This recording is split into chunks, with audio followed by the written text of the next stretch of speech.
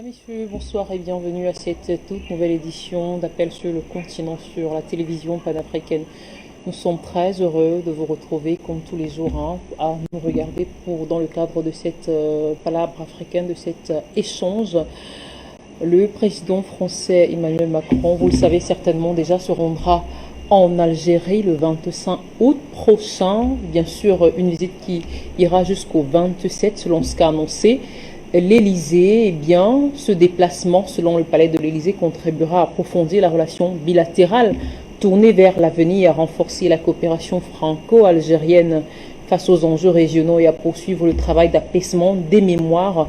Voilà donc la quintessence du communiqué qui a été donné par le palais de l'Élysée il y a quelques jours, samedi dernier précisément, pour annoncer donc cette visite du président Emmanuel Macron. On en parlera donc tout au long de cette édition. Mesdames, Messieurs, que pensez-vous de cette visite-là alors que les tensions sont toujours très très vives entre les deux pays?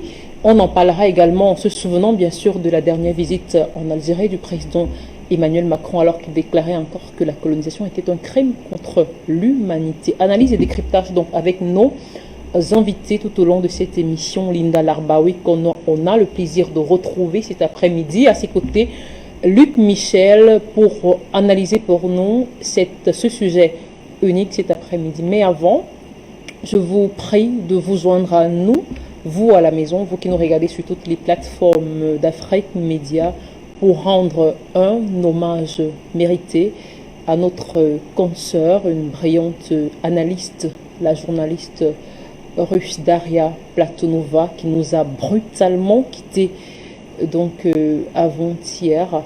Elle est décédée, donc elle a été assassinée, il faut le dire ainsi, par une nébuleuse. Donc on la rend hommage sur les plateaux d'Afrique Média, elle qui était déjà une habituée des plateaux d'Afrique Média et tout spécialement de notre émission, la grande émission Géopolitique internationale que vous connaissez très bien. Elle a d'ailleurs échangé avec nous il y a quelques semaines encore. Sa dernière intervention était celle que je vous propose de regarder avec le concours de notre réalisation.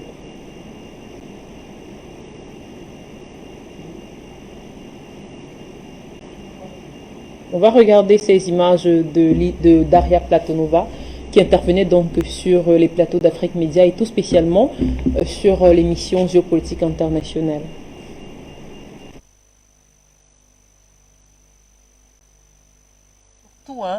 Les différentes compétitions des puissances étrangères occidentales, notamment en Afrique. La question que j'aimerais vous poser, c'est à quoi l'Afrique doit s'attendre selon vous sur le plan géopolitique dans ce basculement des plaques de la tectonique? Je suis sûre que maintenant l'Afrique est en train de réinstaller et réobtenir son souveraineté. Donc, je suis sûre que la collaboration avec la Russie, c'est la possibilité pour la souveraineté et pour l'indépendance, la vraie indépendance de l'Afrique. Si on regarde les phases de décolonisation, nous pouvons voir qu'il y avait presque 3 phases. Nous pouvons dire que la première étape, c'était la déclaration d'État indépendant à la place des anciennes colonies. Et donc, à cette stade, en fait, la dépendance est restée. Quand même, elle existait. C'était même en étant indépendant, c'était quand même la dépendance totale. La deuxième période de la décolonisation de l'Afrique a consisté en la construction d'États-nations. Donc là, il y avait le choix pour tout État d'Afrique pour voir à quelle idéologie ils vont s'allier, à quelle idéologie, libéralisme, soit nationalisme, soit communisme. Donc il y avait 3 théories politiques et c'était le choix des États pour voir son route. Et donc c'était la période de la guerre froide, quand elle avait la contradiction entre les zones qui étaient contrôlées, qui étaient plutôt amicales vers l'Union soviétique, ou les zones qui étaient favorables aux États occidentaux. Et donc, c'était aussi la période où il y avait quand même une sorte de colonisation. L'Union soviétique n'était pas un colonialiste, donc c'était la lutte anti-impérialiste qui était déclarée. Et donc, mais en même temps, nous pouvons dire que les pays qui étaient sous l'influence d'Occident, ils étaient restés dans la logique de colonialisme. Donc, elle était dépendante de son colonialisme. Donc, maintenant, c'est le temps de la troisième étape de la décolonisation de l'Afrique. C'est la décolonisation profonde, ce que nous pouvons dire. Et c'est la phase où nous voyons que l'État africain devient de plus en plus indépendant, pas uniquement au niveau politique ou économique, mais aussi culturel.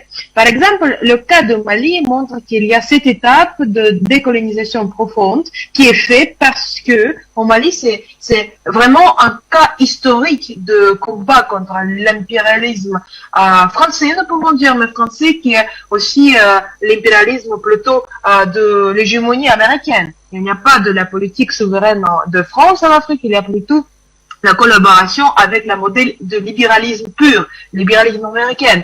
Et donc Mali a fait la lutte anti-impérialiste en mettant le stop, le bloc, non uniquement pour la dépendance politique ou économique, mais aussi sur le point de la culture, sur le point de rejeter la hégémonie culturelle qui était produite par les chaînes de télé de France, c'était RCI et France 24. Et donc, c'est très important que cette décolonisation profonde se passe. Et nous pouvons dire que maintenant, pour la Russie et aussi pour la Chine et pour la Turquie, les trois joueurs, ces principaux continents africains, sont dans cette ligne pour cette décolonisation profonde. Donc, c'est qui est vraiment très important que l'Afrique maintenant s'installe sur cette route et la Russie ne fait que protéger cet choix de pays africains. Et c'est sûr que maintenant, il y aura l'effet de domino. Là, nous voyons Mali, nous avons vu aussi les pays qui est juste à côté de Mali, et bientôt nous allons voir le feu sur tous les continents. Mais le feu qui sera le feu révolutionnaire, le feu de le combat de la lutte anti-impérialiste. Et c'est très important que pour la Russie, et c'est pas du tout la question de contrôler l'Afrique, c'est la question de défendre le droit de décolonisation profonde pour l'Afrique elle-même. Et donc, la Russie, qui a toujours prôné un monde multipolaire, qui était toujours favorable au monde multipolaire, souhaite contribuer à cette troisième phase de colonisation tout ce qu'elle peut. Et donc, la Russie soutient l'idée de l'unité panafricaine.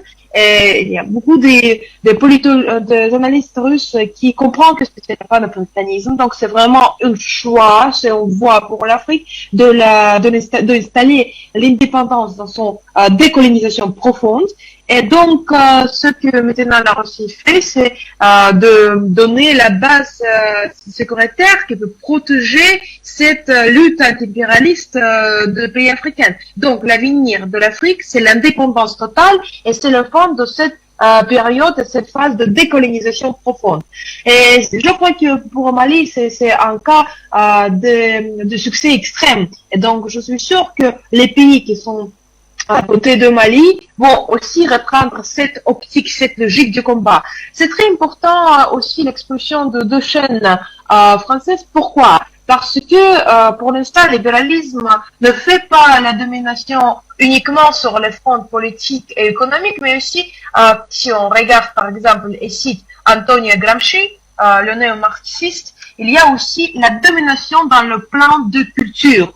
Et donc, la France et le projet France-Afrique, qui existe toujours avec Macron, qui est toujours dans les têtes d'Élysée, dans le quai de Branly, il mettait aussi les petits instruments de la domination culturelle sur le continent qui marchaient très très très bien. C'était les médias, c'était les films, c'était aussi les programmes, même pour les groupes musicaux, pour le développement de groupes, de clips et tous. Cette logique colonialiste de France existait dans les pays francophones. Elle existe toujours. Mali a fait un bon coup contre cet colonialisme brutal et la Russie soutient Mali et les autres pays à la République centrafricaine pour donner la possibilité pour l'Afrique de faire le combat contre le colonialisme.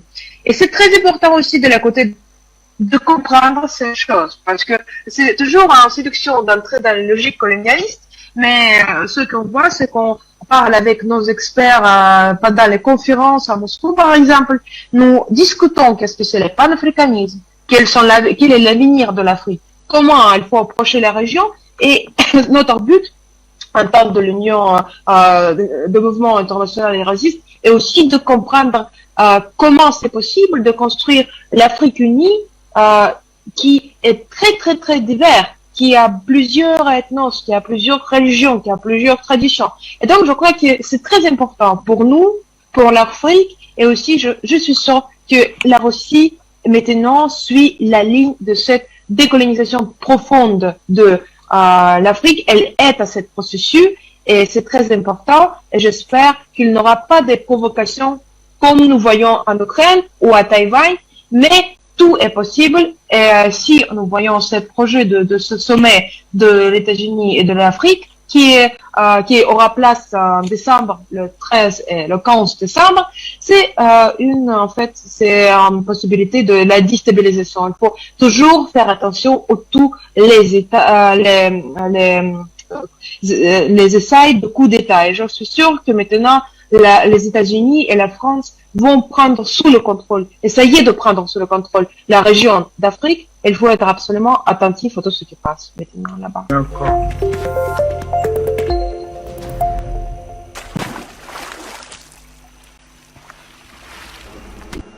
Nous n'aurons malheureusement plus l'occasion de l'écouter, Daria Platonova-Dugin, arrachée brutalement à la vie donc au terme d'un attentat à la bombe, son véhicule qui a explosé.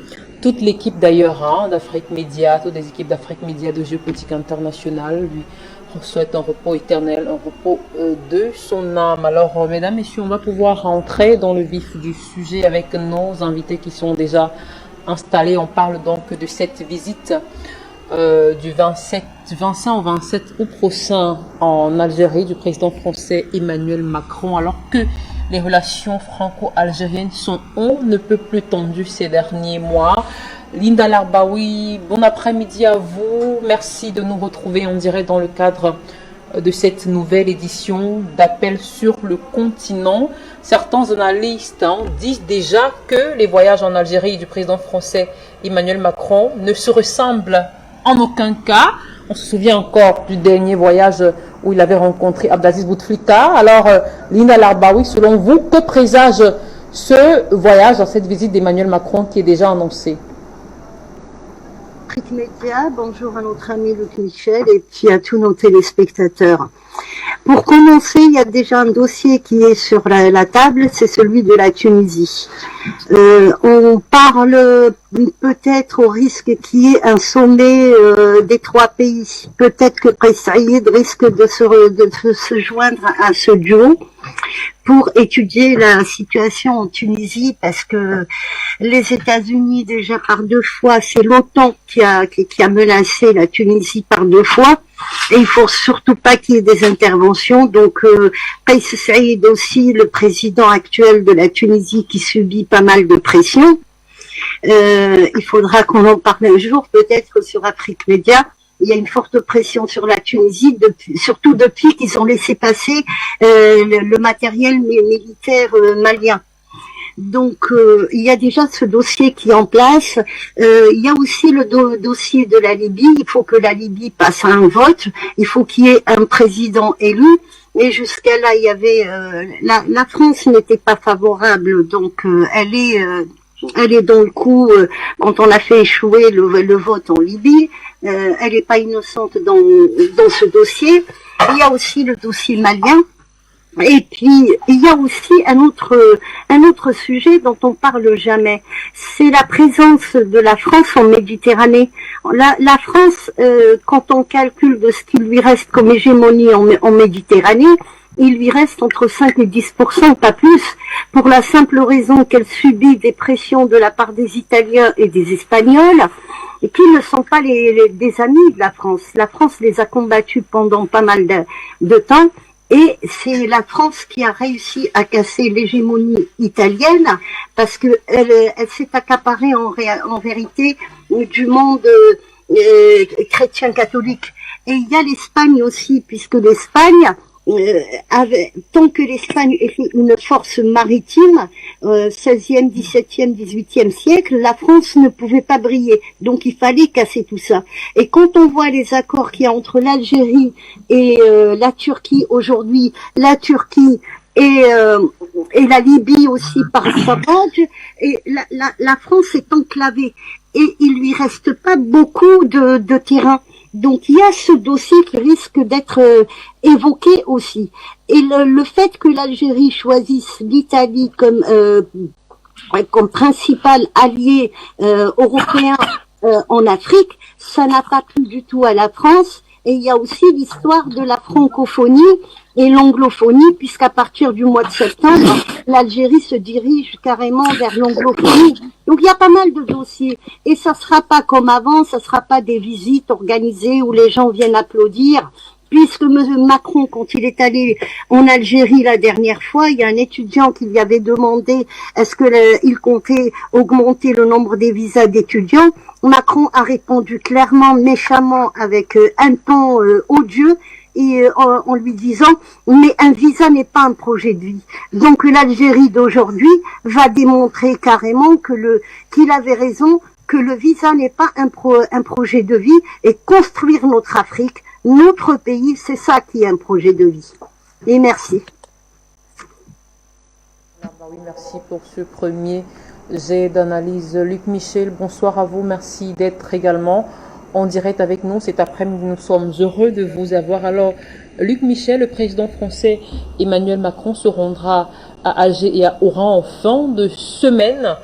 À chaque fois, selon les analystes, qui se plongent dans le sujet algérien, il met le feu, disent-ils. Mais la question que j'aimerais vous poser à Luc Michel, c'est pourquoi certains estiment déjà que cette relation est chaotique, et donc peut-être c'est vrai que depuis l'annonce de cette visite fait déjà couler beaucoup d'encre et de salive, mais selon vous, pourquoi certains estiment que cette relation est chaotique? Il y a un contentieux très important entre la France et l'Algérie, puisque les Algériens ont dû faire la guerre d'Algérie pour se libérer, qui était une sale guerre. Mais cela, c'est encore des éléments qui viennent du passé. Aujourd'hui, le voyage de Macron prend place dans un contexte géopolitique nouveau. L'hebdomadaire français Le Point titrait Maghreb bon baiser de Russie. L'Afrique du Nord est en train de basculer du côté. L'Algérie, qui est le principal allié de Moscou dans la lutte pour l'hégémonie en Méditerranée occidentale, la Tunisie, qui est en train de s'éloigner des États-Unis, qui était violemment critiquée par les Américains, mais même le Maroc, pour rester dans l'hebdomadaire Le Point, qui est un excellent hebdomadaire de géopolitique, mais qui révèle le point de vue français, le Maroc est en train de regarder sa relation avec Macron avec froideur. Il vient donc essayer, un peu comme partout en Afrique, de rattraper le terrain perdu. Maintenant, le contentieux avec l'Algérie, il est dû tout d'abord au dossier mémoriel. C'est-à-dire que Macron voudrait à la fois solder le passé de la guerre d'Algérie, mais en même temps solder le passé des harkis, c'est-à-dire les collaborateurs algériens de l'armée française qui sont réfugiés en France depuis 1962. Il y a chez Macron ce qu'on appelle le en même temps. C'est-à-dire que Macron soutient des positions inconciliables parce qu'il veut plaire à tout le monde et il réussit à déplaire à tout le monde. Qu'est-ce qu'il fait? Il voudrait à la fois flatter le sentiment anticolonialiste algérien, mais en même temps flatter le sentiment des harkis en France. Ce n'est pas possible. Lorsqu'il avait cette suggestion, lors de sa rencontre unique avec l'ancien président Bouteflika, Bouteflika lui a dit « Ah non, surtout pas ces traîtres, ceux qui sont au regard des Algériens ». Voilà donc pourquoi Macron, il vient un peu essayer, moi je dirais, de labourer la mer et qui n'obtiendra pas de résultat. À cela s'ajoute un dernier dossier, c'est le dossier de la guerre du gaz et des hydrocarbures. Les Français se sont coupés de la Russie, ils savent que cet hiver il n'y aura pas de gaz russe et ils espèrent que les Algériens vont suppléer les fournitures que les Russes ne fournissent plus. Je crois qu'ils se trompent parce que tout simplement L'Algérie est l'allié de la Russie et elle est un État important de l'association des États producteurs de gaz avec précisément la Russie, l'Iran et le Venezuela. C'est donc un peu comme partout en Afrique, Macron qui court derrière un objectif qui est impossible. Michel, pour ce premier jet d'analyse. Alors, Linda Larbaoui, revenons justement à l'année 2017, hein, la visite la dernière visite d'Emmanuel Macron en Algérie, où il avait prononcé cette phrase, hein, qui au sein de certaines classes politiques avait fait polémique. La colonisation est un crime contre l'humanité, avait-il déclaré 5 ans plus tard. Linda Larbaoui, que pensez-vous, que va-t-il se passer lors de cette visite d'Emmanuel Macron en Algérie? Il y a déjà le dossier des archives. Le dossier des archives, quand on entend les déclarations du président Tebboune, il l'a dit à plusieurs reprises et à chaque fois qu'il a été interviewé, ce dossier, il faut qu'il soit traité. La France, quand elle a quitté l'Algérie, elle est partie avec les archives français, bien sûr, mais elle est partie aussi avec les archives qui démarrent du 12e siècle, 13e siècle, je sais plus exactement, et qui va jusqu'à l'occupation. Donc ces archives-là ne la concernaient pas, et par le traité d'Évian et par les droits internationaux, il fallait qu'elle remette tout ça à l'Algérie. Elle a jamais voulu le faire. Pourquoi? Parce que dans ces archives, si nous sommes des détenteurs de ces archives, Macron ne pourra pas se permettre de dire que est-ce qu'il y avait un État algérien avant la France. Il y a beaucoup de choses dans ces archives. Il y a également la traite négrière, parce qu'on parle toujours des esclaves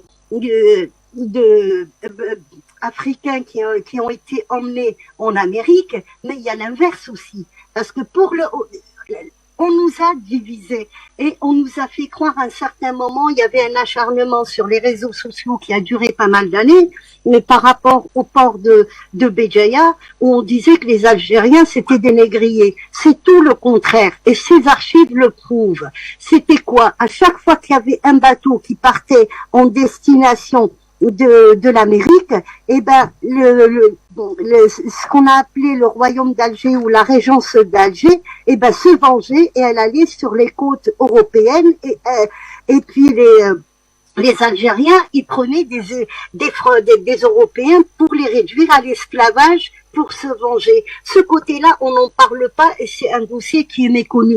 Donc ça fait partie des dossiers que l'Algérie réclame. Ça va rétablir beaucoup de choses. Et puis il y a aussi l'histoire du Sahel, les tribus du Sahel. Tout ça, ça a été archivé. Les plus grands archiveurs, c'était les Ottomans à l'époque, et l'Algérie faisait partie de l'Empire ottoman. Donc on a beaucoup de documents qui attestent sur beaucoup d'événements. Il y a aussi l'histoire de la dette française, puisque ils sont venus occuper l'Algérie. Donc, c'est à travers l'Algérie qu'ils sont passés à toute l'Afrique pour une histoire de blé qui n'a jamais été payé, mais aussi une dette d'argent. Donc, c'est beaucoup plus profond les relations entre l'Algérie et la France.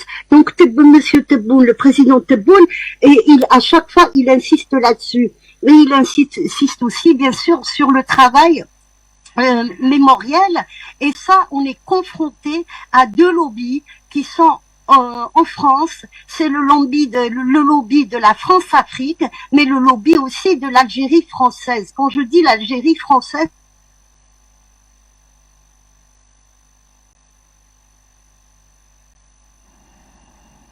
on a visiblement été coupé avec Linda Larbaoui. J'espère que la connexion sera très rapidement rétablie. Alors, Luc Michel, tout à l'heure, vous parliez justement du point. Et justement, en parlant de cette visite, hein, le point dit que ces 3 jours, les 3 jours de cette visite d'Emmanuel Macron, mais qui veulent pas que ces dossiers se règlent. Et tant que ces dossiers ne se règlent pas, on peut pas avancer, parce que pour le moment, que veut la France? Elle veut mettre au même niveau l'agressé et l'agresseur. Celui qui a subi est le bourreau. Et ça, ce n'est pas possible. C'est pas ça le travail que demandent les Algériens. À la limite, nous demandons même pas une repentance, ni un pardon. C'est une reconnaissance. Et la France a peur de ça.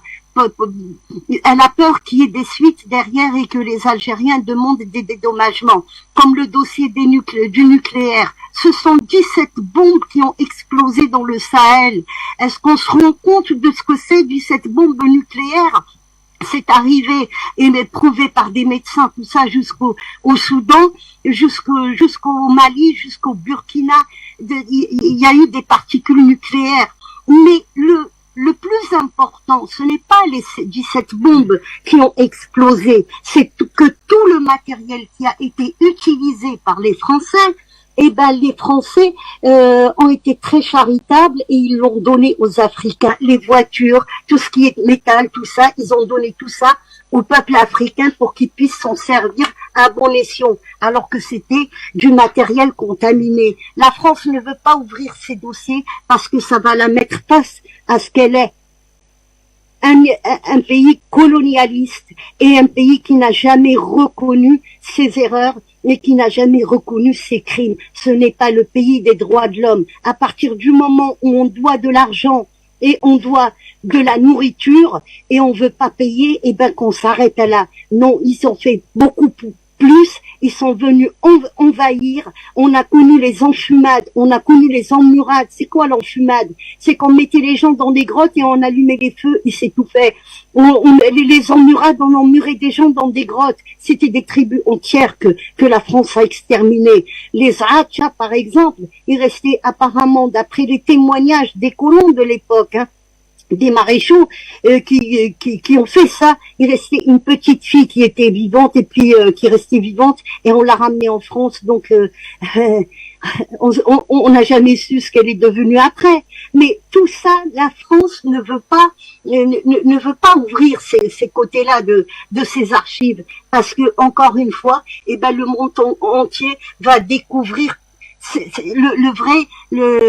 le vrai pays des soi-disant droits de l'homme. Et ça reste une blessure parce que en 62, quand on a signé les accords, quand on en a fini avec la France, et puis c'était le cessez-le-feu, à partir du mois de mars, le 19 mars, et ben là on a eu l'OAS. Et bizarrement aussi, quand on voit ce qui s'est passé pendant le putsch, le général Morillon était avec les putschistes, et ben monsieur n'a pas été emprisonné. On l'a retrouvé en 95 à Srebrenica. C'est lui qui a fait l'opération de Srebrenica. Il était avec Bernard Kouchner à l'époque, et puis il y avait aussi les deux généraux serbes de l'époque, j'ai oublié leur nom.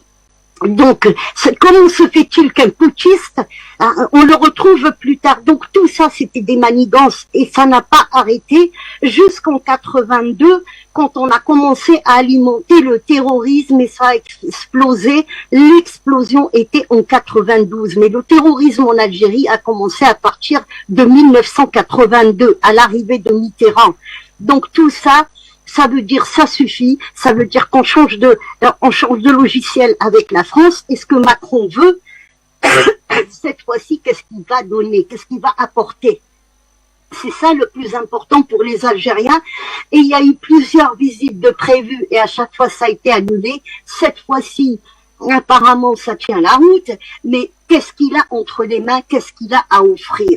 Et c'est ça que tout le peuple algérien attend aujourd'hui. Surtout pas le pardon ni la repentance. Nous voulons une reconnaissance de tout ce qui a été pratiqué sur le peuple algérien. C'est ça que le peuple algérien attend aujourd'hui de ce nouveau gouvernement et de cette nouvelle Algérie. Alors, oui, je vais certainement rebondir sur ce que vous venez de dire tout à l'heure, mais avant, je reviens vers vous, Luc Michel. Alors, 3 jours à risque pour Emmanuel Macron en Algérie. Selon vous, Luc Michel, pourquoi certains analystes pensent que il s'agira là d'un séjour périlleux pour Emmanuel Macron?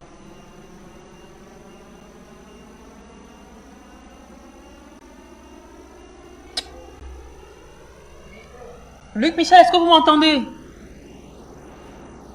Luc Michel, est-ce que vous m'entendez? Allez-y, on oui, vous parce entend. que Macron vient dans un contexte géopolitique où la France est fragilisée. Elle a été chassée du Mali et elle est victime d'un sentiment anti-français dans tout l'ancien précaré français. Et à côté de ça, elle est marginalisée par les Américains qui veulent prendre la place des Français dans l'ancien précaré.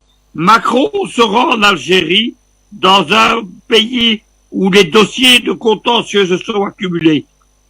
Il y a le dossier des archives dont parlait Linda, il y a le dossier mémoriel, donc lié aux questions de la guerre d'Algérie, il y a la question du gaz, évidemment, il y a la question des visas, et tout cela s'accumule, et évidemment, donc Macron vient un peu pour mission impossible, il vient pour essayer de rattraper des dossiers, ce qu'il ne sera pas capable de faire, je pense. Et à côté de ça, il est évidemment dans un Maghreb, dans une Afrique du Nord, qui est en train de se tourner vers la Russie et dans lequel la France n'a plus sa place.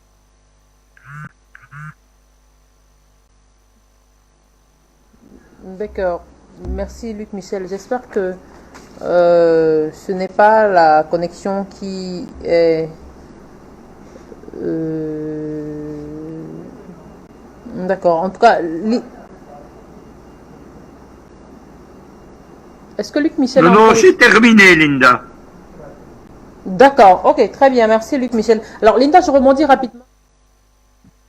Le standard et permettre à nos téléspectateurs de réagir sur cette thématique unique. Vous pouvez nous joindre en direct, fidèles téléspectateurs, pour aborder avec nous ce sujet, voilà, concernant donc la visite annoncée du président français Emmanuel Macron en Algérie du 25 au 27 août prochain.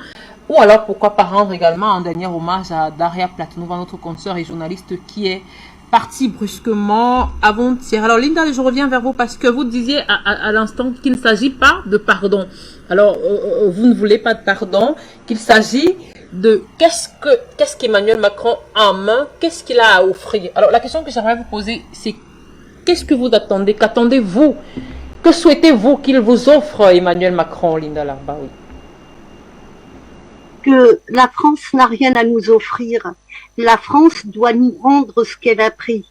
Elle a pris par exemple l'emblème d'Alger, Bab el-Merzoug, qui est un canon très réputé qu'elle a implanté en Bretagne par exemple, et ça a été réclamé. Nous attendons les 93 tonnes de pièces d'or, le paiement du blé qui avait sauvé la France de la famine, parce que après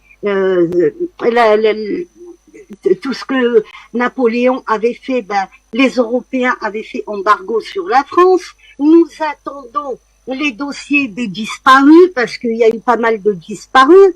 Nous attendons beaucoup de choses. Vous savez, si vous prenez mon exemple, moi j'ai cherché ici en France et à travers les archives françaises, par exemple, ma famille avait été déplacée 3 fois, 1853, 1883 et 1897.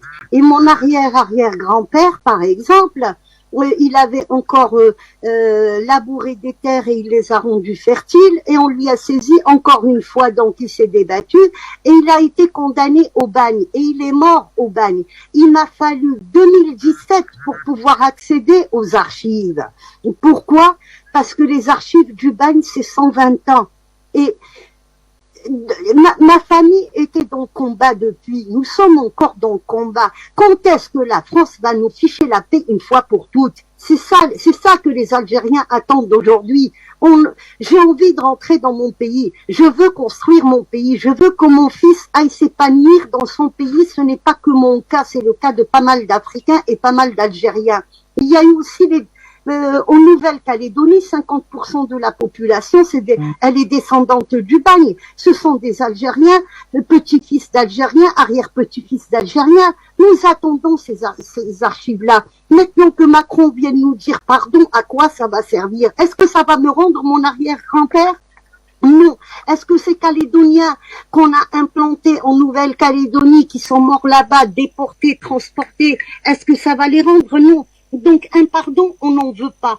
Encore une fois, c'est une reconnaissance de tous ces crimes, déjà d'une part, Et de deux, on veut savoir ce que veut la France. Qu'est-ce qu'elle fait avec tous les terroristes qui sont condamnés par l'État algérien qu'elle ne veut pas non plus remettre à l'Algérie. Des gens sur qui il y a des preuves. Quand je parle de Mourad Dehina, c'est un homme dangereux. C'est son équipe qui a démoli la Libye. C'est Rached, ancien GIA, ancien FIDA qui a démoli la Libye. Ils sont toujours actifs, ces gens-là. Pourquoi ils veulent pas nous les remettre? Au moins, il y a des familles qui veulent faire leur deuil, qui ont perdu des fils, des pères, qui veulent faire leur deuil. Pourquoi? C'est ça que nous attendons. Il faut qu'ils nous donnent ces terroristes-là qui sont planqués en France et qui manigancent encore contre l'Afrique. On retrouve encore leur équipe dans le Sahel. La dernière équipe, là, les descendants des terroristes que l'armée malienne a éliminés, ils font partie de Rached, ils font partie de l'ancienne GIA. Et la France couvre leur patron. C'est ça que nous attendons. Maintenant, que peut nous apporter Macron? Vu que l'Algérie a d'autres partenaires aujourd'hui, comme l'Italie, comme la Russie, comme la Chine, comme l'Inde aussi. L'Inde, c'est un pays important, comme l'Iran. Eh ben, la France n'a rien à nous apporter. Nous avons le gaz, nous avons l'or, nous avons le pétrole, nous avons l'uranium. C'est nous qui avons les matières premières. Et maintenant, qu'est-ce que la France nous a fait? Elle nous a pris même les matières grises. Il y a 15 000 médecins algériens formés par l'Algérie qui ont été récupérés par la France au moment où on a commencé à tuer des médecins. Les terroristes commençaient à liquider les médecins. Donc la France les a récupérés. Eh ben, nous attendons de récupérer nos matières grises. Ceux qui ont été formés par l'Algérie avec de l'argent algérien et tout était gratuit. La scolarité est gratuite en Algérie. C'est ça que nous attendons. Et nous attendons que la France change sa politique parce que, comme l'a dit le Chinois le jour où il a rencontré le Russe, je parle des deux présidents, le jeu est fini. Ça, c'est une question de vie ou de mort aujourd'hui nous sommes en train de jouer. Et c'est terminé. Il faut que la France aille vers autre chose, changer sa politique, à soutenir des terroristes, à faire des coups bas. Il y a le jour où les Français quittaient, l'armée française quittait le Mali, le même jour, 119 départs de feu en Algérie. On nous a tout brûlé. L'année dernière, on a enterré des morts et cette année, pareil. Et nous savons, puisque l'année dernière, il y a des dossiers qui sont établis, c'est lié au groupe séparatiste du MAC qui est protégé par la France. Donc, jusqu'à quand tout ça? Les 119 départs de feu en même temps, qui les a fait? Ça, c'était pas naturel et nous le savons et nous avons des preuves. Et il y a des gens qui ont été arrêtés et qui ont parlé. Donc, c'est ça que nous attendons de la France, qu'elle nous laisse vivre en paix. C'est tout ce que nous voulons, c'est tout ce que veut le peuple algérien. Et quand je parle de ça, je peux parler au nom du peuple algérien. Nous voulons la paix dans notre pays. C'est tout ce que nous demandons. D'accord, merci beaucoup à vous, Linda Larbaoui. Luc Michel, on revient vers vous. Dans un instant, le temps pour nous d'ouvrir le stand-by et permettre à nos téléspectateurs de réagir également sur cette thématique ce soir. Au téléphone, on va retrouver Monsieur Prosper qui nous appelle de la ville de Yaoundé au Cameroun, la cité capitale. Bonsoir à vous, bienvenue, vous êtes en direct.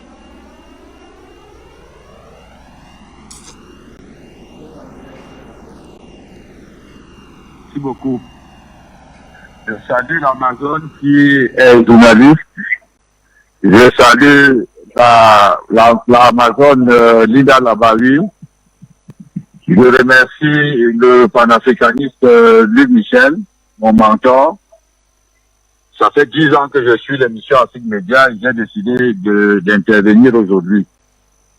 Selon les leçons que j'ai eu à apprendre, parce que pour moi, Afrique Média est une faculté, j'ai dû apprendre Afrique Média et ça, c'est une vérité certaine. L'Algérie est le cerveau de l'Afrique. Le Mali est le cœur et le poumon de l'Afrique. Le fait que Macron se lève pour aller en Algérie, ce n'est pas anodin. Mais il perd son temps. Sincèrement, il perd son temps. Et tout ce qu'il va devoir faire là-bas, c'est peine perdue. À mon avis, même on ne devait même pas le recevoir en Algérie. Parce que l'Algérie est une nation sensible, c'est la nation pivot. pour la libération de l'Afrique. Donc la France est en pleine dégringolade. Avec le coup qu'ils ont reçu ici au Cameroun, maintenant, ils sont partis de ça, la queue entre les jambes. Ils se retrouvent maintenant qu'il faut aller négocier en Algérie. Ça ne pourra pas marcher, ça ne pourra plus passer. Les jeunes panafricains sont éveillés. Le travail qu'Afrique Média a mené depuis 10 ans est en train de payer. Donc, c'est peine perdue. On va mieux écouter Macron pour savoir comment relancer. Il est allé vers le cerveau et le cerveau va lui montrer de quoi est-ce que l'Afrique est capable. Je vous remercie.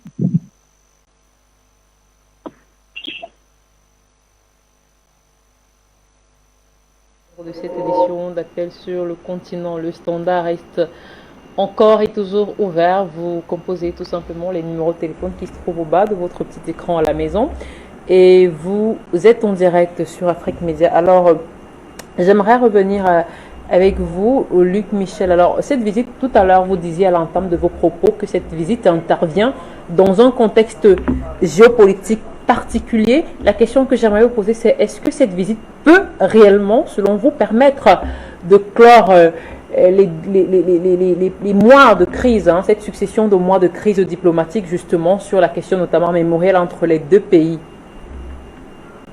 Non, il n'y a pas de possibilité. Il faut comprendre que le passif colonial que Linda a soulevé, c'est le même dans tous les pays. Il y a eu il y a quelques semaines une visite du roi des Belges au Congo, l'ancienne puissance coloniale du Congo belge. Ça a été la même chose.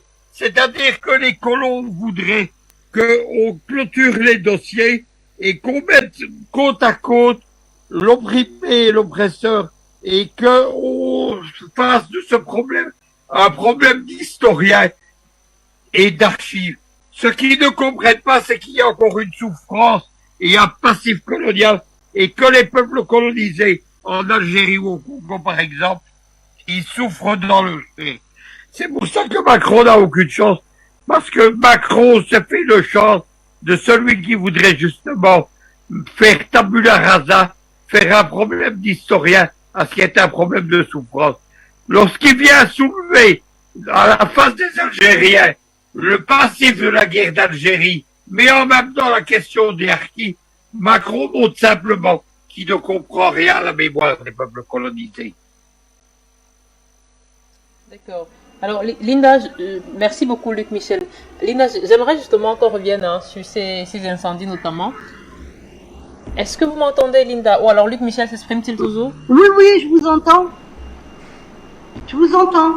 D'accord, ok, je reviens vers vous sous peu, Linda. On va retourner au standard et prendre cet autre téléspectateur qui nous a rejoint en direct, Zerfel. Bonjour à vous, bienvenue, vous êtes en direct. Je vais me chercher les clés, tu vois, c'est ça, les clés. Allô, bonsoir à vous, Zerfel, bienvenue, vous êtes en direct sur la télévision. Allô? Allô, bonsoir, bienvenue.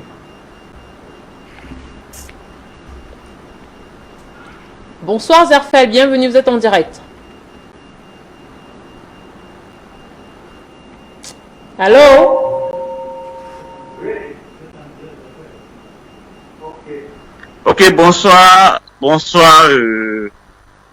Vanessa, bonsoir les techniciens, bonsoir Afrique Média. Mais avant de commencer d'abord les choses, votre sujet, parce que je dois souligner quelque chose qui est depuis quelques jours que, comment dire, le standard, on peut même pas intervenir quand vous faites des émissions maintenant sur Afrique Média, parce que ça fait des semaines, si c'est pas aujourd'hui, parce qu'il y a des bonnes émissions. Il y a des émissions qui passent que vraiment les auditeurs veulent intervenir, mais le standard est fermé. Même j'ai essayé d'envoyer des mots, des choses au directeur du programme, des programmes, bon, pour que vraiment il nous permette d'intervenir, même si c'est un autre programme qui n'est pas politique, économique, on a besoin de dire quelque chose.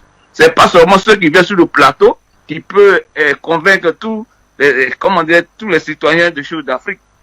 Donc, essayez de voir ce côté comme un standard pour que nous puissions intervenir, s'il vous plaît. Merci. C'était une parenthèse. Maintenant, je viens sur le cas de Macron qui s'en va en Algérie. Parce que, comment dire, autrefois, les Algériens avaient fermé l'espace aérien pour ne pas que les avions, des Français puissent survoler le territoire. Mais quand ils arrivent là-bas aujourd'hui, avec tous ces tensions qui sont entre la France aujourd'hui, avec la France et le Mali, moi je demande des choses à nos frères algériens de ne même pas céder. De ne même pas céder pour que ces avions-là puissent passer dans l'espace de choses algériens pour faire du mal à leurs frères. Ça, c'est la moindre des choses que moi je demande aux Algériens. Parce que nous sommes tous dans ce continent-là. Les gars, ça fait longtemps qu'ils nous piétinent. Maintenant, c'est que Dieu a fait aujourd'hui que on commence à ouvrir les choses, comment dire, à sortir la tête de l'eau. Il faut que vraiment on soit soudés pour ne pas que vraiment ces blancs-là, ils arrêtent maintenant de piller ce continent-là, qui est riche, et ces enfants meurent toujours partout, dans le désert, dans l'eau. Alors, que nous avons des richesses, hein, qui peut vraiment même nourrir ce continent européen dont on parle. Alors, donc, il faut que moi, je demande comment dire, aux Algériens de ne pas céder. Mais s'il vient, cette visite-là, c'est peut-être pour venir dire ce qu'ils pensent, mais de ne pas céder. Parce que quand on dit, on dit. Parce que eux, aujourd'hui, quand ils ont cette position-là, dans la position dans laquelle je trouve aujourd'hui, voici un frère, comment dire, qui est à côté du Mali, je parle du Niger, qui a cédé son territoire aux Français pour qu'on fasse du mal à son frère. Mais ce qui est là, on va régler ça peu à peu, comme on le dit en Côte d'Ivoire. Mais pour le moment, comme il est parti en Algérie, moi je demande aux Algériens, s'il vous plaît, ne laissez pas ce monsieur vous convaincre, vous corrompre, ou vous faire chanter des choses qui n'ont rien à voir avec la vie que nous menons aujourd'hui. Ça, on a trop vu les chansons, ce sont les mêmes choses, ce qu'ils ont fait pendant des années, et ils continuent de faire, et ils viennent toujours pour nous amadouer, et puis on tombe dans leur panier là. C'est fini. Parce on a déjà vu le secret de ces gens-là, on pu céder. Alors je m'arrête là, et puis je dis bien des choses au directeur d'Afrique Média, sans oublier le directeur des programmes. Il faut que vraiment il nous permette d'intervenir aussi sur Afrique Média. Merci beaucoup à vous, Zafel. Écoutez, c'est nous qui vous remercions pour votre intervention. Toute l'équipe technique s'attelle justement à remettre sur les rails le standard qui avait quelques petits soucis. D'ailleurs, rassurez-vous, il est désormais parfaitement opérationnel. Le standard reste encore et toujours ouvert. On va poursuivre avec vous, Linda Larbaoui. Alors, Linda Larbaoui, un fait d'actualité justement. Le président français Emmanuel Macron, d'après ce qui a été reporté par certains médias au terme de son entretien téléphonique avec le président algérien, a par exemple fait part à son homologue de sa disponibilité, de la disponibilité de la France, j'allais dire, a fourni à l'Algérie des moyens terrestres et aériens pour faire face justement à ces incendies-là, ces incendies qui, il faut le dire, ont menacé l'Algérie mercredi et jeudi, notamment le nord de l'Algérie, et a fait environ 30 morts. Tout au moins. Alors, qu'est-ce que vous pensez justement de cette aide-là, de cette main tendue d'Emmanuel Macron? Parce que l'année dernière, quand on nous a proposé les Canadair, il y avait autre chose avec un avion pilote, mais c'était un avion d'espionnage aussi. De toute façon, il y a une chose qui est sûre, c'est que l'armée algérienne ne collabore pas avec l'armée française. Et on n'achète pas un boulon, on l'achète pas. Un clou, l'armée algérienne ne l'achète pas à la France. Ça, c'est une règle. L'armée algérienne, c'est la suite de l'armée de libération, tout simplement. Tous les matins, quand ils sont au garde à vous, ils prient pour les martyrs. L'Algérien pour répondre au monsieur qui était là, je le remercie, nous avons une dette de sang. Arme à la main, l'Algérie comptabilise 5 640 000 morts. Armes à la main ou morts dans les prisons, ils ont été arrêtés parce qu'ils se sont rebellés contre les Français. 5 640 000, c'est pas anodin et c'est pas, mais c'est très très lourd, c'est très lourd. La facture était très lourde pour que l'Algérie se libère. Donc ça, l'armée algérienne n'acceptera jamais que une aide de la France. On l'accepte. On n'a pas besoin d'aide. On a besoin d'une chose. Encore une fois. Qui c'est qui a fait tous ces feux de l'année dernière, et cette année on n'a pas tous les éléments. L'année dernière c'était les éléments du MAC. Il faut rappeler que quand Idriss Déby, paix à son âme, est décédé, il a été tué, il venait juste de remettre aux Algériens des dossiers concernant des terroristes du MAC qui s'entraînaient dans la base française. Ça, j'en ai parlé une ou deux fois, je le dis encore aujourd'hui. Donc, Idriss Déby avait donné à l'Algérie ces dossiers-là concernant des gens, des activistes du MAC. Le MAC, c'est le mouvement de libération de la Kabylie. Il dépasse pas les 500-600 membres. Moi-même, je suis kabyle. Je suis une kabyle de Sétif. Donc, il y a déjà une double douleur. On salue les kabyles. Et puis, il y a aussi l'événement de Sétif, Galma et Kharrata en 1945 où ma famille, encore une fois, a subi. Donc, il y a toutes ces choses-là. Donc, comment on peut pas être pyromane et pompier, ce n'est pas possible, parce que le pompier pyromane est en réalité un pyromane, un malade, voilà.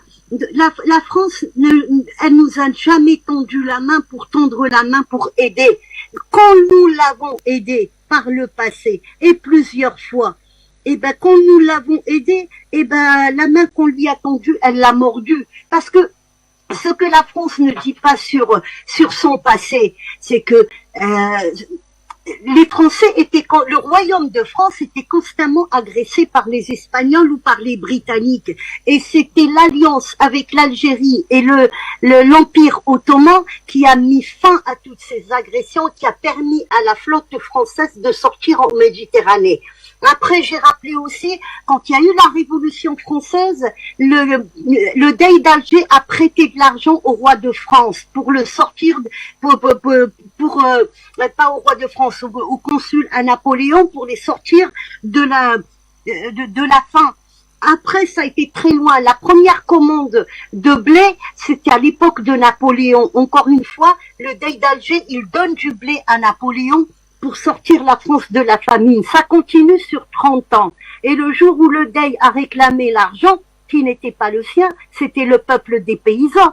Et là, il y a eu l'histoire de l'éventail, et puis le consul de France a été bien sûr humilié, donc il fallait prendre revanche, et on nous a envoyé tout il y a une chose aussi que j'aimerais expliquer, c'est que quand les Français ont débarqué en Algérie, c'était sous forme de croisade. Ils ont fait croire que c'était une croisade. C'était sous Charles X. Donc on a utilisé des Espagnols, des Maltais, des Italiens, des Belges, des Hollandais pour une croisade. Et une fois que l'opération était réussie, on a destitué Charles X encore une fois, et on s'est débarrassé de la royauté. Et ils ont continué dans leurs crimes. Ils ont continué jusqu'à l'histoire du MAC. Et Farhat Mhenni, le président du MAC, est réclamé par l'Algérie pour des actes terroristes avec des preuves.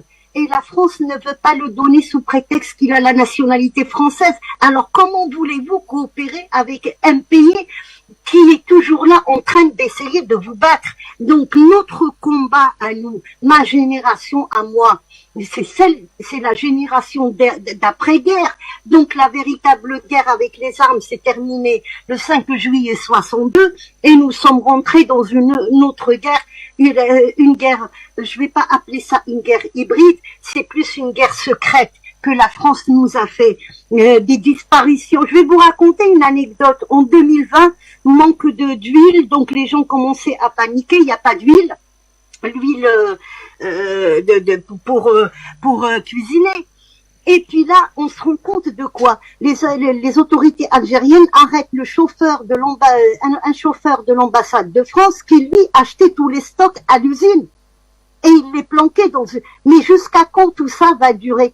Les guerres secrètes existent, c'est pas une théorie du complot. On l'a vu dans pas mal de pays africains. Je peux vous citer beaucoup d'exemples. Là, le feu, c'est parce qu'on a vu le feu, parce que il y a eu des morts que tout le monde a vu à la télé, mais il y a eu d'autres histoires où les gens sont morts aussi. Et puis on n'en a pas parlé parce que il n'y a pas eu de fumée. Mais vous pouvez me croire que c'est pas fini avec eux et ça va continuer et nous le savons. Donc ça me rappelle, c'est bizarre, ça me rappelle la main tendue du roi du Maroc. Ça me rappelle exactement ça. Il y a un mois, il était là, il tend la main à l'Algérie, il veut qu'on lui ouvre les frontières.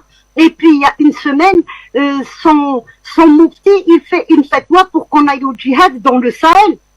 Donc c'est la même pièce avec les deux revers. Hein. C'est la même chose. C'est la France qui est derrière le Maroc et puis ils ont les mêmes pratiques. Donc ça me rappelle un peu ça.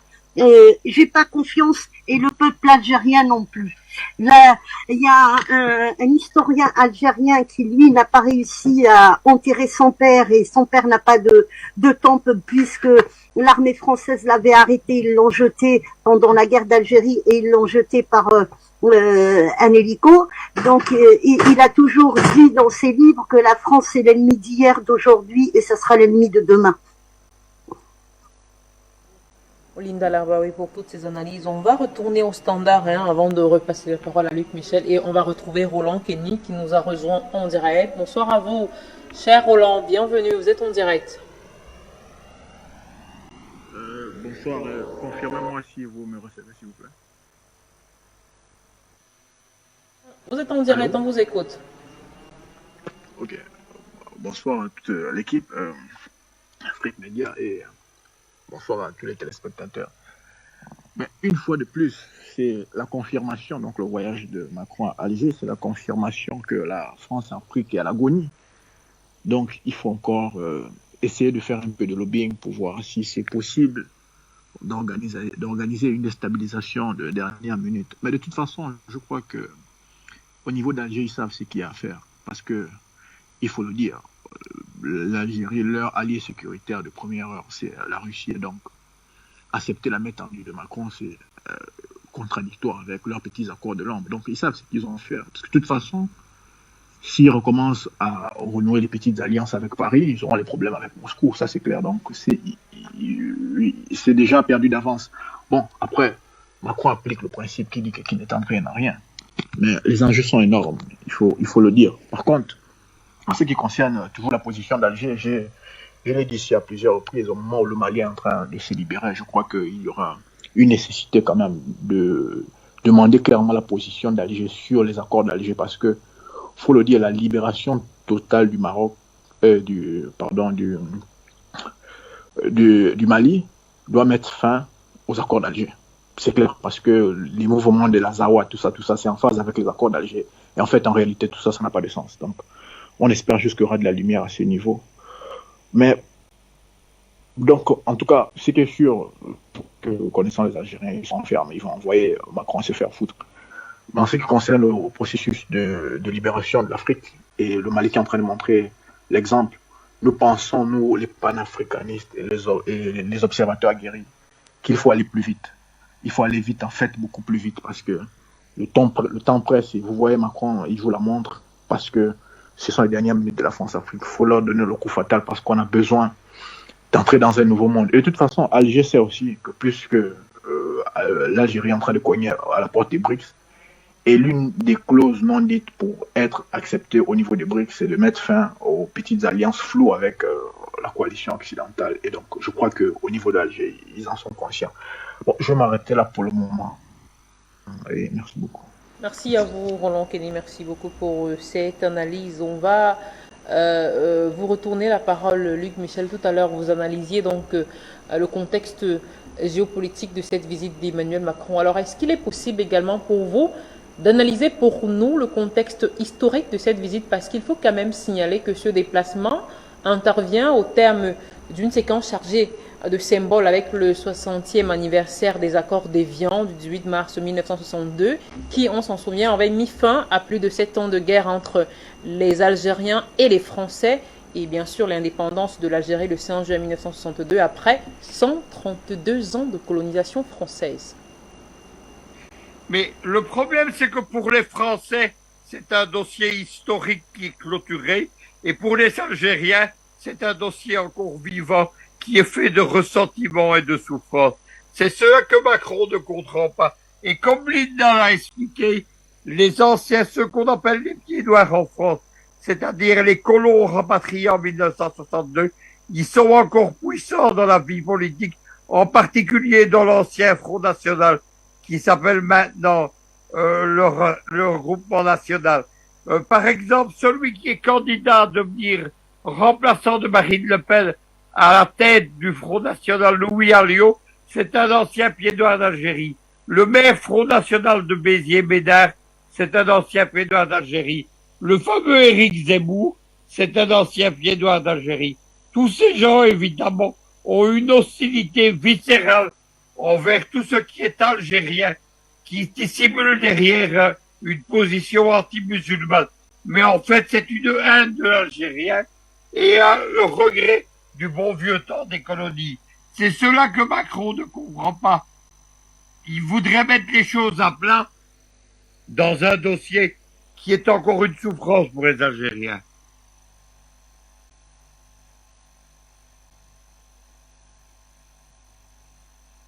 Politique que vous expliquez tout à l'heure et même de cet aspect historique qui, vous le dites, est encore important pour les Algériens, même si pour les Français cela relève du passé. J'aimerais qu'on évoque aussi la question énergétique. Est-ce que quelque part cette question-là ne sera pas aussi au cœur de cette visite, parce qu'il faut quand même rappeler que l'Algérie, exportateur de gaz de premier plan, justement fournit au moins 11% du gaz consommé en Europe vient de l'Algérie. Est-ce que quelque part l'objet ou l'objectif pour Emmanuel Macron n'est pas de remettre cette question aussi sur la table, surtout dans le contexte de la crise ukrainienne? La guerre du gaz ouverte contre la Russie, elle est en train d'être perdue par les Européens. On sait que cet hiver-ci, il y aura des pénuries, il y aura du froid, il y aura un mécontentement social. Les Russes d'ailleurs viennent de décider de peser sur le mécontentement social. L'ancien président Medvedev, qui est vice-président du Conseil de sécurité nationale, il a appelé les Européens, dans le cadre des élections italiennes qui vont avoir lieu prochainement, à punir ceux qu'ils appellent les gouvernements idiots d'Union européenne. Macron espère donc évidemment que les Algériens fourniront ce que les Russes ne fournissent plus par la faute des Européens. Mais ils se trompent parce que, justement, le principal allié en Afrique du Nord de la Russie, c'est l'Algérie. L'Algérie est équipée de matériel militaire russe. Donc pour eux, le conflit pour le contrôle de la Méditerranée occidentale, elle est alliée de la Russie, d'autant plus que les Américains qui combattent la Russie, ils ont pour allié principal l'ennemi historique de l'Algérie, qui est le Maroc. Dès lors, Macron se fait beaucoup d'illusions, mais n'oubliez pas ce que Poutine avait dit en 2014. Il avait dit que la diplomatie internationale, c'était le langage du mensonge. On ne donnera donc pas une claque publique à Macron, mais il n'a pas grand-chose à attendre. Éclairage, Luc Michel. Alors, Lina Larbaoui, je reviens vers vous, parce qu'il faut tout de même souligner que ce déplacement, cette visite d'Emmanuel Macron intervient quand même à quelques mois seulement après la visite du chef de la diplomatie russe, Sergueï Lavrov, et aussi après la déclaration, et notre téléspectateur le soulignait d'ailleurs tout à l'heure, la déclaration du président Abdelmadjid Tebboune qui a évoqué la possibilité justement que l'Algérie adhère au BRICS. Alors, est-ce que vous pensez que les enjeux de cette visite d'Emmanuel Macron ont quelque chose à voir avec ces deux événements-là? Oui, bien sûr. Et il y a un troisième événement, c'est que il y a quelque temps, il y a eu un document qui a circulé concernant, même un article concernant des autorités françaises, on va dire plus la DGSE, où on encourageait Macron à aller en Algérie avant la visite du président Tebboune en Russie. Donc forcément ça a à voir. Mais il n'y a pas que l'histoire du gaz. J'ai laissé l'avantage à notre ami Luc Michel d'en parler. Il n'y a pas que l'histoire du gaz. Le gaz, c'est réglé. Les accords sont avec les Italiens, c'est fait. L'hydrogène, c'est signé, c'est avec les Allemands. Donc il reste pas au niveau énergétique, il reste pas grand chose à la France, puisque les dés sont jetés et c'est fait. Et il est vrai que ce que notre ami Luc Michel disait, la France, la Russie, son principal allié en Afrique, et son principal partenaire, c'est l'Algérie. Donc là-dessus, je pense que c'est fait. Mais il y a d'autres dossiers, ce que je vous disais, c'est la présence de la France en Méditerranée qui est très importante. Elle a perdu toute son hégémonie. Et il y a aussi le Mali, où les Russes sont là. Et il y a plus de place pour la France non plus. Elle a perdu de son hégémonie, de son pouvoir. Mais il y a aussi la Libye. La Libye, la France est contre la stabilisation de la Libye, alors que les Américains eux-mêmes, puisqu'ils ont besoin de rétablir les choses, parce qu'ils ont besoin de piller la Libye, donc les Américains eux-mêmes appellent à un vote. Et c'est la France, je vous assure, je vous avais même envoyé l'Afrique médiane concernant le bateau qui devait encore une fois déverser des armes en Libye. Il y a trois implications. Les Américains ont fermé les yeux, mais les deux autres implications les plus importantes, c'est les Émirats arabes et puis la France. Donc c'est pour saboter qui? C'est pour saboter les Russes parce qu'ils sont en Libye, et pour saboter les Américains, et pour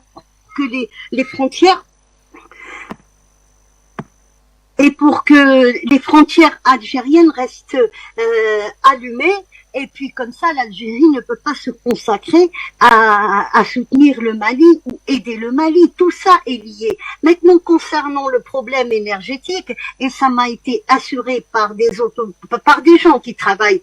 Mon oncle lui-même travaillait il a fait toute sa carrière à la Sonatrach. La France nous a fait la guerre. Tout ce qui se passe dans le Sahel, c'est par rapport à l'énergie. Ils voulaient s'accaparer de tout ce qui est énergie. Donc on peut pas aujourd'hui lui faire un cadeau. Après quoi? Après tous ces morts que nos soldats, nos militaires, nos gendarmes, nos policiers sont parlés de nos frères maliens, nigériens, burkinabés. Mais on peut pas effacer, mais on peut pas prendre une gomme et effacer tout ce mal comme ça. Ce n'est pas possible. C'est ça. Les Français ne comprennent pas ce que c'est que la dignité. Ils ne comprennent pas ce mot. Tout est basé dans l'euro et dans les affaires. Des gens comme Macron, des gens comme Ménard, des gens comme... Mais ils comprennent pas ce que c'est que la dignité. Le peuple algérien a payé très cher son indépendance, il la paye encore. La décennie noire nous a coûté très très cher. Vous pouvez me croire que moi-même, mon père était commerçant et on s'est retrouvés à par moment, on avait 1 kilo de pommes de terre pour toute une famille. Je donnais à manger à mes frères et sœurs et je restais, je regardais. On a vécu les pires. Et puis, on avait de l'argent, mais on nous a fait un embargo. Mitterrand nous a fait un embargo, il nous a ramené le terrorisme. Et ça, on peut pas les passer comme ça. Donc, s'ils veulent du gaz, il faut qu'ils agissent autrement. Il faut qu'ils s'arrangent. Il faut qu'ils nous retirent tout leur... Mais tout ce qui est dans Sahel, là, les terroristes avec leurs mobilettes, c'est ça qu'il faut faire. Et Ménard, je conseille un livre qui s'appelle La ferme des disparus, et comme ça on va découvrir qui est Ménard et qui était son père. Il s'amusait le dimanche quand il était sous avec ses potes à aller casser ce qu'ils appelaient l'arabe. Et ils chassaient les gens comme ça dans la rue, ils les emmenaient dans une ferme et puis il les tuait. Il les tuait en les torturant. C'est ça qui est Ménard. Donc ces gens-là sont toujours au pouvoir. Et puis Ménard, qui est fils de tueur, lui-même tueur, il veut se mettre exactement comme moi à la même... Ce n'est pas possible. Ça, il faut que les Français le comprennent une fois pour toutes, et Macron au-dessus. Il faut qu'ils le comprennent. Le gaz, ils l'auront via l'Italie. S'ils veulent, ils rachètent à l'Italie. Mais c'est tout. Il y a des accords qui sont signés maintenant. Il Pour toutes ces explications. Luc Michel, à moins de 10 minutes de la fin de l'émission, j'aimerais tout de même revenir sur un aspect pas moins important que je voulais vous poser en début d'émission. Alors, cette visite d'Emmanuel Macron à Alger et à Oran, selon vous, est-ce qu'elle pourra définitivement ou alors en définitive permettre de dissiper les malentendus justement qui existent jusqu'ici dans la relation franco-algérienne, selon vous? Non, tout simplement parce que les gens ne mettent pas le même contenu sur les mots. Pour Macron, c'est une question de mémoire, d'histoire. Il parle de commission d'historiens, etc. Pour les Algériens, c'est de la géopolitique en action. Le problème n'est pas le même. Le problème d'Alger vu de Paris ou le problème d'Alger vu d'Alger, c'est deux choses totalement différentes. Ajoutons à cela qu'évidemment, toute l'Afrique du Nord est en train pour le moment de connaître une révolution géopolitique. La domination qui était celle des Américains sur l'Afrique du Nord depuis la chute de la Libye, elle est terminée. Le Maroc est en train de prendre ses distances. La Tunisie est en train de prendre ses distances. L'Algérie est plus que jamais du côté de la Russie. Il y a maintenant un axe Alger-Bamako. Tout cela fait que c'est une géopolitique vivante. Mais pour la France, l'Algérie, c'est uniquement une question historique que l'on considère comme morte, une question du passé. À partir du moment où deux interlocuteurs ne mettent pas la même valeur au mot et le même contenu au mot, ils ne sauraient pas s'entendre. On comprend bien vos analyses. Cela voudrait peut-être dire qu'on sait que les relations entre Paris et Alger sont au plus bas depuis précisément septembre 2021. Mais est-ce que cela voudrait dire que ces relations, justement, vont perdurer dans ce coup de froid? Est-ce qu'elles vont s'améliorer selon vous alors ou elles vont rester au plus mal? Je ne vois pas une amélioration, d'autant plus que la France est en recul dans tout l'ancien Brécari français. Ils sont chassés du Mali. En Centrafrique, on cherche à les éjecter. Ils ont des populations qui manifestent contre eux au Burkina Faso, même en Côte d'Ivoire et au Tchad. Dans un contexte pareil, évidemment, je ne crois pas que les relations pourraient s'améliorer, d'autant plus qu'il y a le facteur russe qui doit être compris dedans, et la Russie est engagée dans un combat pour tenir l'hégémonie dans toute l'Afrique, en particulier dans l'Afrique du Nord. Il y a un combat géopolitique actuellement pour le contrôle de la Méditerranée occidentale. La Méditerranée orientale a été neutralisée par l'axe Sébastopol-Tartous par la côte russe. Et maintenant, les Russes avec les Algériens, ils sont au combat pour neutraliser la Méditerranée occidentale. Ce n'est pas moi qui le dis d'ailleurs, c'est l'amiral américain, il s'appelle Goto, 3 du nom. C'est une famille d'amiraux américains. C'est l'amiral qui commande toutes les flottes américaines en Eurasie, en Afrique et en Méditerranée. Le fait que la Russie ne renoncera pas à ce combat pour la Méditerranée occidentale fait qu'il n'y a pas d'accord possible à long terme. Mettre la clé sur le paillasson et vous permettre de dire un dernier mot tous les deux, Lina Labaoui, Luc Michel. Je vous propose d'écouter avec nous cet extrait, ce petit extrait du président français Emmanuel Macron, et puis on revient.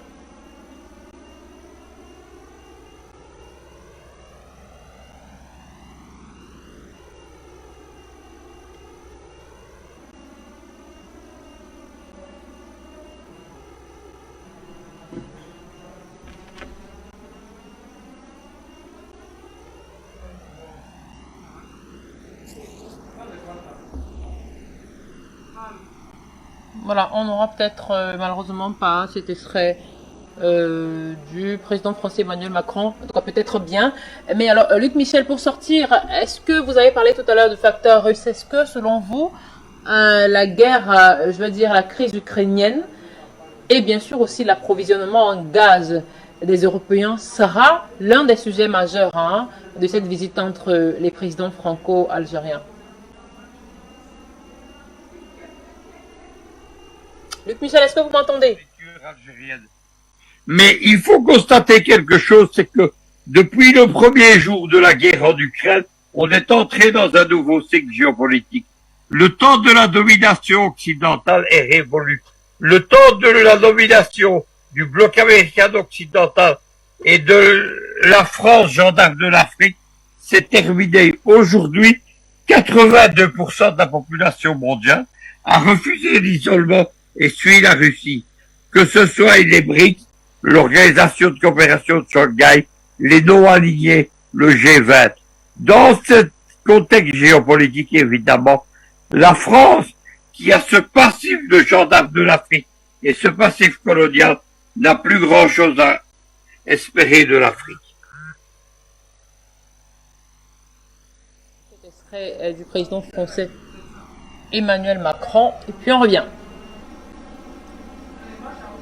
Enfin, c'est la troisième remarque que je voulais faire, c'est une amplification de la dynamique collective que nous avons obtenue à N'Djamena. Pau avait marqué l'avènement d'une coalition internationale dans le Sahel pour lutter contre le terrorisme.